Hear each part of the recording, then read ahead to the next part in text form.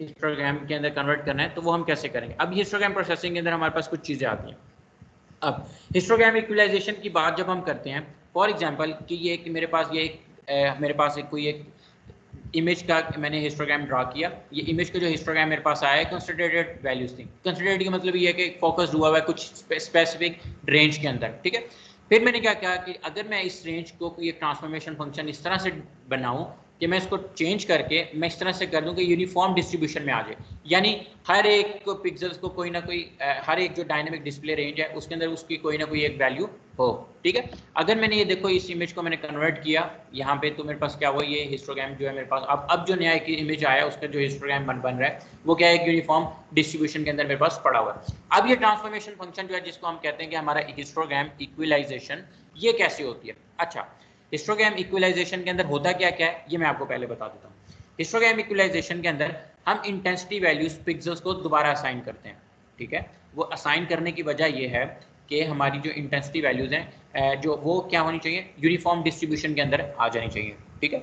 इसके बाद क्या होता है कि हम हमारी जो रेंज है ना फ्रीक्वेंसी की, उसको हम बढ़ा देते हैं। अगर ये देखो, ये इसकी एग्जांपल देखो, ये यहाँ से अगर फॉर एग्जांपल ये 100 से लेके टू 150 तक या 170 तक ये रेंज पड़ रही थी, लेकिन जब हमने इसके ऊपर हिस्टोग्राम को हमने इक्वलाइज किया तो ये क्या हुआ, इसकी रेंज बढ़ गई। अब 0 से लेके ये 250 तक जा रही है या 255 तक जा रही है। यहाँ तक बात क्लियर है। फिर अब ये हिस्टोग्राम होता कैसे है। अच्छा, ये देखो इसके कुछ एक एग्जांपल ये है, आइडियली एक एग्जांपल दी हुई है कि अगर हम हिस्टोग्राम ट्रांसफॉर्म करते हैं तो कुछ इस तरह से होगा। अगर ये यहाँ पे कुछ वैल्यूज हैं, यहाँ पे ये जा रही हैं, यहाँ से आता है हल्का सा डार्कर रीजन से, यहाँ पे फिर इसके बाद मल्टीपल वैल्यूज का वो वेट है वो बिल्कुल ज़्यादा है, फिर यहाँ पे मल्टीपल वैल्यूज का वेट है, फिर ये आहिस्ता आहिस्ता ऊपर की तरफ चला गया, ठीक है। ये पहले फंक्शन के अंदर बताता है कि जो आपकी जो इमेज है ये मोनोटोनिकली इंक्रीज हो रही है, यानी 1 by 1 इंक्रीज हो रही है, लेकिन किसी जगह पे जाके मल्टीपल वैल्यूज एक ही हैं। यहाँ पे अगर देखो तो ये काफ़ी सारी वैल्यूज सेम है, ये रेंज में एक ही जा रही है, इनका काउंट सेम है। फिर सेकंड इमेज में आया कि हम क्या करेंगे कि हम इमेज को इस तरह से फोर्स करेंगे कि वो मोनोटोनिकली ही बढ़ती रहे। मोनोटोनिकली का मतलब है कि स्टेप बाय स्टेप ही बढ़ती रहे। अब यहाँ से देखो आहिस्ता आहिस्ता आहिस्ता आहिस्ता ये आपका ग्राफ जो है बढ़ता बढ़ता आगे जाके ये स्ट्रेट हो गया, क्यों, इसका जो टोटल अगर 255 था तो ये 255 तक ही जाएगा, उससे ऊपर ये बढ़ेगा नहीं, ठीक है। ये दोनों तरीकों से हम क्या कहते हैं, दोनों वेज के अंदर हमारी जो वैल्यूज हैं मोनोटोनिकली तो बढ़ी थी, लेकिन इस के अंदर हमारे पास क्या था कि यहाँ पे हमारे पास मल्टीपल वैल्यूज सेम टाइम पे आ गई थी, ठीक है। अब यहाँ पे जब सेम टाइम पे आई तो हमारे सेम वैल्यूज अगर बार बार रिपीट होनी शुरू की तो हमारे पास यहाँ पे क्या हुआ कि हमारे पास ये कंसंट्रेटेड हिस्टोग्राम हमारे पास हो सकता है। अच्छा, अब यहाँ पे हमने हिस्टोग्राम को इक्वलाइज कैसे करना है, ये कुछ स्टेप की उसकी आगे दिया हुआ है कि होता कैसे है। मैं आपको डायरेक्ट स्टेप के ऊपर ले जाता हूँ। सबसे पहले हमने तो काउंट करने हैं पिक्सल्स। अब पिक्सल्स कैसे काउंट करने हैं, अगर मैं इसको ओपन कर लूँ, मैं यहाँ से अगर एक 3 बिट या 4 बिट इमेज ले लेता हूँ और इसके बाद मैं आपको बताता हूँ इसको हम काम कैसे करेंगे। अगर लेट्स से सबसे पहले कोई एक इमेज है, मेरे पास ये एक इमेज है, ठीक है। अब इस इमेज में से मैं इस इमेज को, ये वैसे है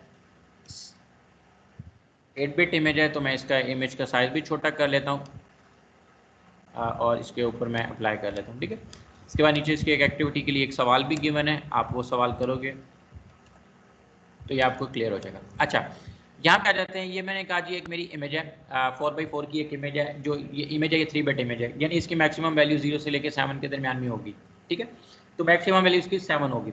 अब मैं इसकी कुछ वैल्यूज दे देता हूँ जी, इसको मैं दे देता हूँ 3 5 6 5 4 7 7 6 4 7 6 7 5 6 4 7, ठीक है। और ये 3 को भी मैं ख़त्म करके 4 कर देता हूँ। अच्छा, अब ये देखो मेरे पास ये जो 3 4 5 6 7 5 6 7 3 काफ़ी हैं वैल्यूज़, ये 4। अच्छा, अब ये मेरे पास, मैंने कहा जी ये मेरे पास 3 बिट इमेज है, 3 बिट पर पिक्सल इमेज है, 3 बिट इमेज है। और ये जो है मेरा हिस्टोग्राम, अगर मैं इसका सबसे पहले क्या है, मैं इसका बनाऊंगा हिस्टोग्राम। अब इस इमेज का हिस्टोग्राम कैसे बनेगा, आपको पता है कि हिस्टोग्राम क्या था, हमारे पास फ्रीक्वेंसी काउंट था। अब वो फ्रीक्वेंसी काउंट क्या था, हम ये टोटल काउंट कर लेंगे 0 से लेके, हमारा 3 बिट इमेज है तो 0 से लेके 7 तक हमारे पास टोटल ये होंगे। हम काउंट कर लेंगे जी हमारे पास 0 पिक्सल कितनी दफ़ा आया, 1 पिक्सल कितनी दफ़ा आया, 2 पिक्सल हमारे पास कितनी दफ़ा है, और ये हम काउंट कर लेंगे, ठीक है। सबसे पहले हमने हिस्टोग्राम बनाना है। हिस्टोग्राम बनाने के बाद हमने प्रोबेबिलिटी निकालनी है, पीडीएफ है प्रोबेबिलिटी डेंसिटी फंक्शन।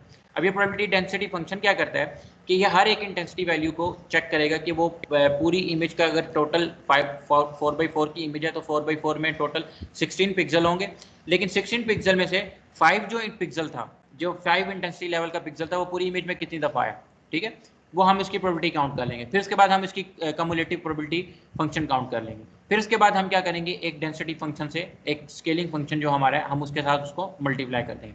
जब मल्टीप्लाई कर देंगे, जो हमारे पास वैल्यू आएंगी, हम उन वैल्यूज को क्या करेंगे, राउंड ऑफ कर देंगे। हिस्टोग्राम इक्वलाइजेशन का जो एल्गोरिथम है, ये 5 स्टेप में काम करता है। सबसे पहले हम क्या करेंगे, ड्रॉ करेंगे हिस्टोग्राम। हिस्टोग्राम ड्रॉ करने के बाद हम प्रोबेबिलिटी डेंसिटी फंक्शन निकालेंगे। सेकंड, हम कम्युलेटिव प्रोबेबिलिटी डिस्ट्रीब्यूशन करेंगे, यानी जिसको हम डेंसिटी फंक्शन कम्युलेटिव डेंसिटीज निकालेंगे। उसके बाद हम निकालेंगे, मल्टीप्लाई करेंगे अपने स्केलिंग फैक्टर के साथ। अब ये स्केलिंग फैक्टर क्या है, ये मैं आपको अभी बता देता हूँ। और लास्ट में हम क्या करेंगे, राउंड ऑफ कर देंगे अपनी डेसिमल वैल्यूज़ को, जो हमारे पास डेसिमल वैल्यूज़ आ रही होंगी। अब मैं इसके लिए एक शीट बना लेता हूँ, शीट ओपन कर लेता हूँ, हम उसी के अंदर इसको ड्रॉ करते हैं।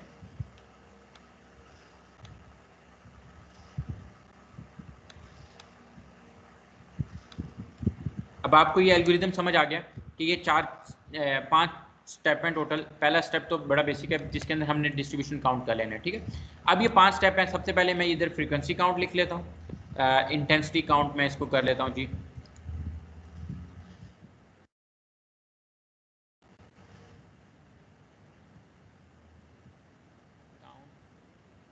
मैं इधर काउंट कर लेता हूँ 0 1 2 3 4 5 6 7, ठीक है। ये मैंने अपने टोटल डिस्प्ले रेंज बना दी, कि मेरी 3 बिट इमेज थी, इसके अंदर मेरे पास टोटल डिस्प्ले रेंज क्या होगी, वो ये होगी, ठीक है। अब 0 पिक्सल कितनी दफ़ा आया ओरिजिनल इमेज में से, ये मैं काउंट कर लेता हूँ। ये जी, ये मेरी इमेज थी। अब यहाँ पे देखें, 0 पिक्सल हमने सबसे पहले हिस्टोग्राम बनाना है। हिस्टोग्राम क्या है, हमारा फ्रीक्वेंसी काउंट है। 0 पिक्सल हमारे पास पूरी इमेज में आया ही नहीं, तो 0 टाइम आया। 1 कितनी टाइम आया, ये भी 0 टाइम आया। 2 हमारे पास कितनी दफ़ा आया पूरी इमेज में, ये भी 0। 3 भी 0। 4 हमारे पास कितनी दफ़ा आया, अगर हम 4 को काउंट कर रहे हैं 1 2 3 4, 4 हमारे पास 4 टाइम आ गया।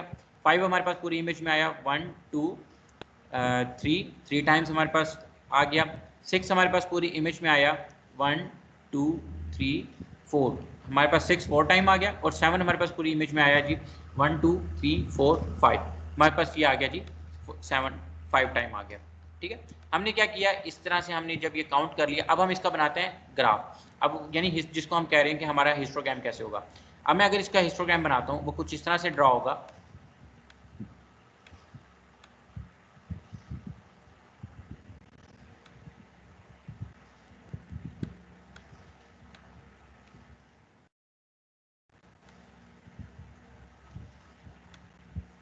जीरो 1 2 3 4 5 7, ठीक है। अब आप में से मुझे बताओ कि इसका ग्राफ किस तरह से हम ड्रा करेंगे। जैसे अगर हमारे पास जो 4 इंटेंसिटी लेवल था, इसका काउंट क्या था 4, तो ये हमारे पास 4 आ गया, ठीक है। और हमारे पास 5 था, ये हमारे पास कितनी दफ़ा आया, 3 टाइम्स आया। 6 हमारे पास कितनी दफ़ा आया, 4 टाइम्स आया। और 7 हमारे पास कितनी दफ़ा आया, 5 टाइम्स आया, ठीक है। हमने क्या किया, सबसे पहले काउंट कर लिए हमारे नंबर ऑफ पिक्सल पूरी इमेज में कितनी दफ़ा आ रहे थे, फिर हमने क्या किया, उसका एक हिस्टोग्राम बना लिया, ठीक है।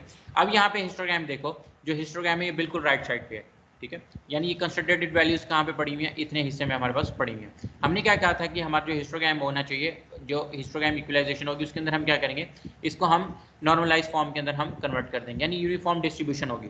अब हम क्या करते हैं कि यहाँ तक हमने कर लिया, हमने हिस्टोग्राम ड्रा कर लिया। अब हमारे पास सबसे पहली चीज़ क्या आनी चाहिए, हमने स्टेप 2 के अंदर क्या था कि हम पीडीएफ काउंट करेंगे, पीडीएफ निकालेंगे। पीडीएफ के बाद हम क्या निकालेंगे, सीडीएफ।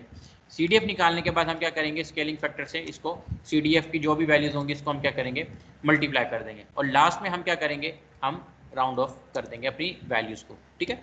ये कुछ स्टेप थे हमारे पास इमेज के हिस्टोग्राम इक्वलाइज करने के। अब काउंट हमारे पास आ गया। अब पीडीएफ कैसे कैलकुलेट करना है, अब मैंने आपको पीडीएफ बताया। पीडीएफ ये होगा कि अगर फॉर एग्जांपल ये जो हमारा काउंट है, 0 पिक्सल हमारे पास पूरी इमेज में कितनी दफ़ा आया, 0 टाइम आया, लेकिन पूरे इमेज के पिक्सल कितने थे, अभी तो हमें साइज़ पता है कि हमारे इमेज का जो साइज़ है वो कितना है, 4x4 है, यानी टोटल कितने होंगे, 16 होंगे, ठीक है।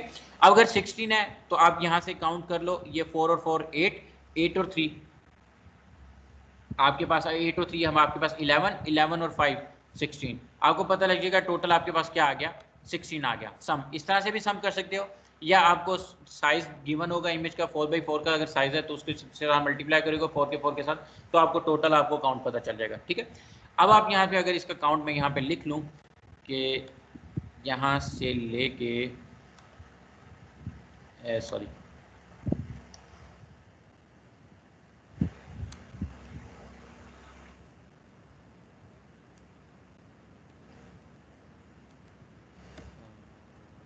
हम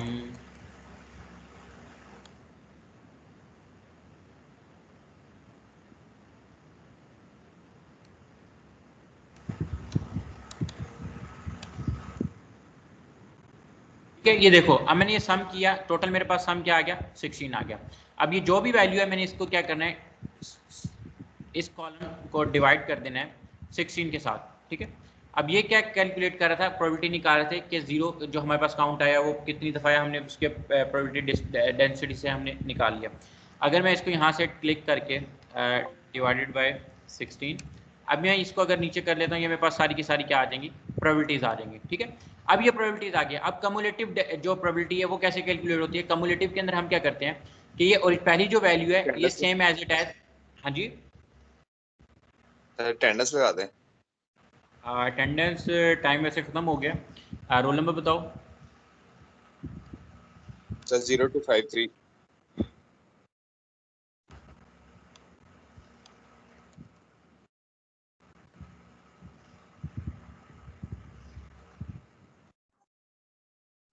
सर 7201 भी एक दफा चेक कर दीजिएगा।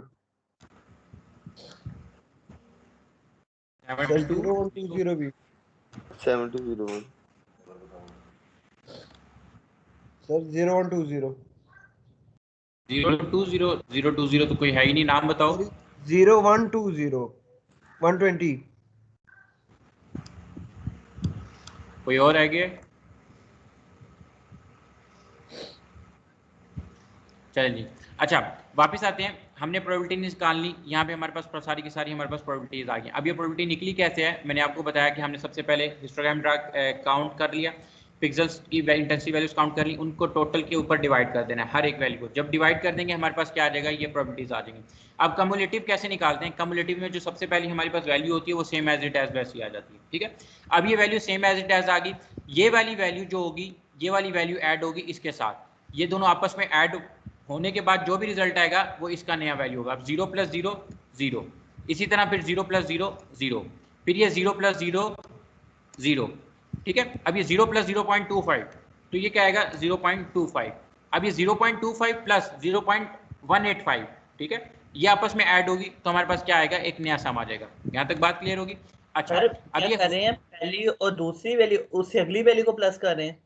हाँ, कम्युलेटिव में बता रहा हूँ, कम्युलेटिव के अंदर क्या होता है, जो बिल्कुल पहली स्टार्ट वैल्यू होती है ना वो सेम एज इट एज वैसी आ जाती है। ठीक है, दूसरे के अंदर क्या होता है, ये वाली वैल्यू जो पिछली जो कम्युलेटिव में पिछली वैल्यूज आई थी यानी पहली रो वो और उससे अगली वाली वैल्यू, ये दो चीज़ आपस में प्लस होंगी, प्लस होने के बाद जो भी रिजल्ट आएगा वो यहाँ पे आ जाएगा। ठीक है, फिर ये जो नई वैल्यू आई ये वाली वैल्यू और ये वाली वैल्यू आपस में ऐड होगी। ठीक है, फिर ये रिजल्ट आ जाएगा, फिर ये वाली वैल्यू ऐड हुई, 0 आ गया। अब ये 0 और प्लस 0.25 आपस में ऐड हुआ तो हमारे पास आंसर क्या आ गया, 0.25 आ गया। अब ये 0.25 प्लस 0.185 आपस में ऐड होगा तो जो भी आंसर आएगा वो यहाँ पे आ जाएगा। तो इसके लिए मैं क्या करता हूँ, मैं एक फॉर्मूला ही बना लेता हूँ, यहाँ से मैं इसको खींच लेता हूँ जी, इक्वल्स टू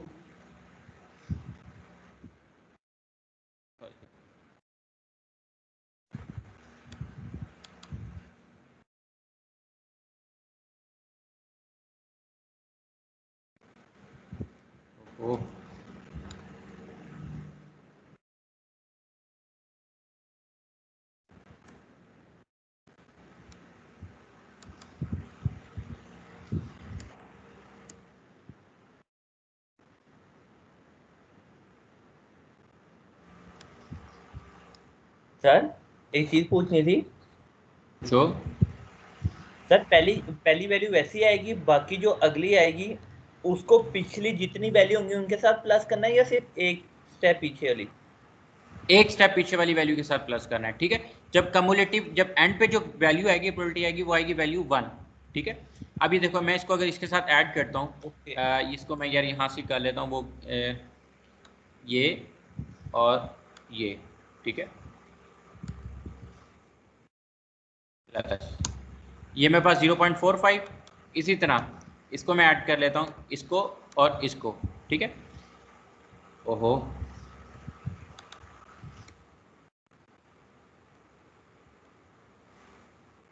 ये प्लस ये वाली वैल्यू आ गई। अब इसको और इसको मैं जब आपस में ऐड करूंगा तो मेरे पास एंड पे जो सम आएगा वो 1 आएगा, ठीक है। और ये हमेशा 1 ही आना चाहिए। अगर 1 नहीं आएगा तो हो सकता है आपका कोई ना कोई काउंट में मसला हो या कोई कैलकुलेशन के अंदर मसला होगा, ठीक है। कम्युलेटिव जो प्रोबेबिलिटी होती है वो 0 से लेके 1 के दरमियान में ही लाई करती है। यहाँ पे ये जरूर हो सकता है यहाँ पे 1 आ जाए, यहाँ पे 1 आ जाए, यहाँ पे 1 आ जाए, ठीक है। और ये नहीं होगा कि 1 2 3 या 1 से ऊपर वैल्यू चली जाए। कम्युलेटिव में हमारे पास जो टोटल वैल्यू आएगी वो 0 से लेके 1 के दरमियान में आएगी। बात समझ आ गई? अच्छा, यहाँ तक हमने CDF निकाल लिया। अब मैंने कहा था कि हम इसको मल्टीप्लाई करेंगे किसी ना किसी फैक्टर के साथ। अब ये फैक्टर क्या है? ये L-1। ये हमने क्या कहा था कि हमारा किसके साथ रिलेट कर रहा है? डायरेक्ट L जो हमारा था ये क्या था? हमारे पास इमेज का साइज था। हमारे कितने बिट का इमेज था? 2 की पावर n, जिसकी हमने बात की थी, ठीक है।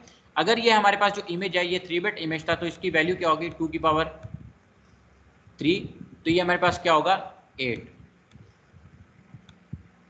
ठीक है। स्केलिंग फैक्टर क्या है? L-1, 8 - 1 7, 7 मल्टीप्लाई बाय जो भी CDF की वैल्यूज आई हुई हैं हम इसको मल्टीप्लाई कर देंगे इसके साथ। L-1 है और अगर मैं इसको इक्वल करूं तो ये मेरे पास L-1 क्या आया? 7, 7 को मैं मल्टीप्लाई कर रहा हूं जी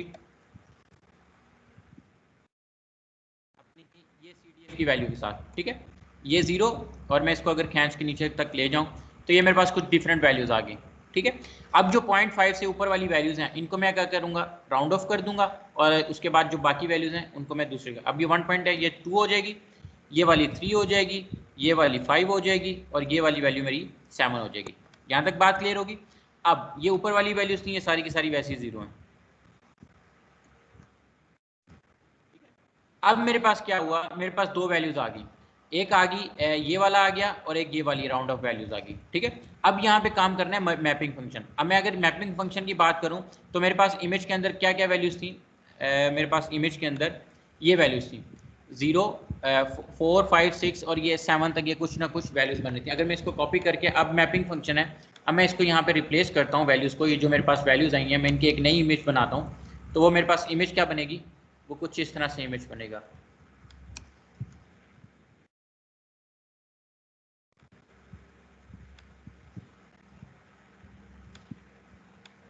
जहां पे मेरे पास 4 होगा वहां पे मैं 2 के साथ रिप्लेस कर दूंगा, जहां पे मेरे पास वैल्यू 5 होगी उसको मैं 3 के साथ रिप्लेस कर दूंगा और उसके बाद मेरे पास जो 6 वैल्यू होगी मैं उसको किसके साथ? 7 के साथ, 6 को 5 के साथ और 7 को 7 के साथ ही मैं रख दूंगा, ठीक है।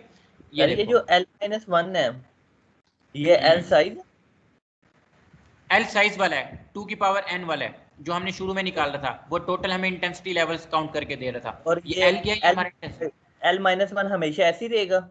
हाँ, L-1 हमेशा यही रहेगा क्योंकि ये फैक्टर है ना। अभी आपने देखा हमारी जब 3 बिट इमेज थी तो उसका आंसर क्या आता था? 2 की पावर 3 8 आता था, ठीक है। हम माइनस करते थे वो 7 हो जाता था। टोटल हमें इंटेंसिटी लेवल पता चलेगा क्योंकि वो 0 से काउंट हो रहे हैं तो 0 से हमारे पास आगे आ रहा है। अब मैपिंग फंक्शन क्या कहता है? अब यहाँ पे देखो 0 0 के साथ, अच्छा चेंज कहाँ से आ रहा है? 4 जहाँ पे होगा वहाँ पे हमने इसको किसके साथ रिप्लेस कर देना है? 2 के साथ रिप्लेस कर देना है। अब ये 4 है, इसको मैं यहाँ पे 2 के साथ रिप्लेस कर देता हूँ। जहाँ जहाँ पे मेरे पास पूरी इमेज में 4 होगा उसको मैं 2 के साथ रिप्लेस कर दूंगा, ठीक है। ये 2 हो गया और किसी जगह पे मेरे पास ये लास्ट में 4 है, इसको मैंने 2 के साथ रिप्लेस कर दिया। अब 5 का था उसको मैंने 3 के साथ रिप्लेस कर देना है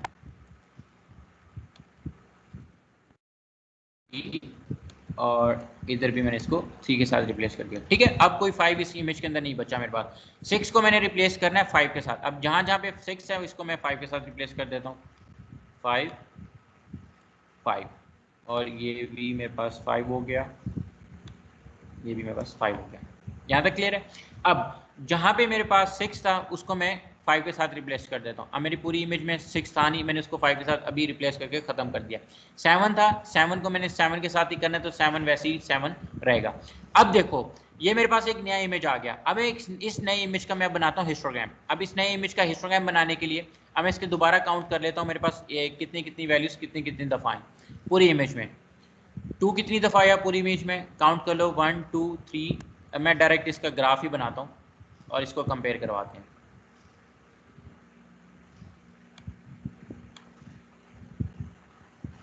ये पुराना था, अब ये इसके साथ नए वाला बना।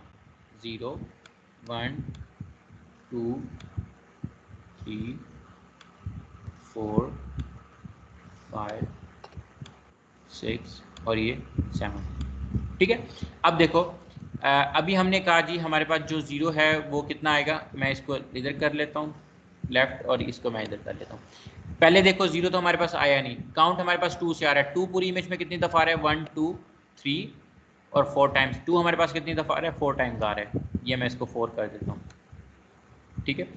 3 मेरे पास कितनी दफ़ा आ रहा है, 1 2 3, मेरे पास 3 टाइम्स आ रहा है। और मेरे पास उसके बाद जी मेरे पास आ रहा है जी 5 1 2 3 4 टाइम्स आ रहा है 5। ठीक है, ये मैंने इसे 4 टाइम्स कर दिया। और उसके बाद मेरे पास 7 जो है वो 5 टाइम्स आ रहा है, 5 टाइम्स। अब देखो पहले कंडेंस ग्राफ किस तरह बना था, सारी की सारी वैल्यूज कुछ इस तरह से लाई हुई थी। ठीक है, अगर मैं इसको ड्रा करूं तो कुछ इस तरह से। लेकिन अब मेरे पास क्या बना, कुछ इस तरह से यूनिफॉर्म डिस्ट्रीब्यूशन होगी। यहां से ऐसे, अगर मैं इनको पॉइंट्स को कर दूं तो ये मेरे पास कुछ, ये देखो डिस्ट्रीब्यूशन किस तरह से होगी, कुछ इस तरह से मेरे पास अब ग्राफ क्या हो गया, एक यूनिफॉर्म वे में मेरे पास आ गया। ठीक है, इस तरह हमने क्या करना है, हिस्टोग्राम को अपने को सर ये चीज़ पूछनी थी, ये पूछो। जो हम ए मैक्सिमम और मिनिमम वाले लिहाज से भी कर देते तो तब भी तो हमारा कुछ इस तरह ही हिस्टोग्राम थोड़ा बहुत चेंज हो जाता था। अगर एक साइड पे होता था तो पूरी मतलब कि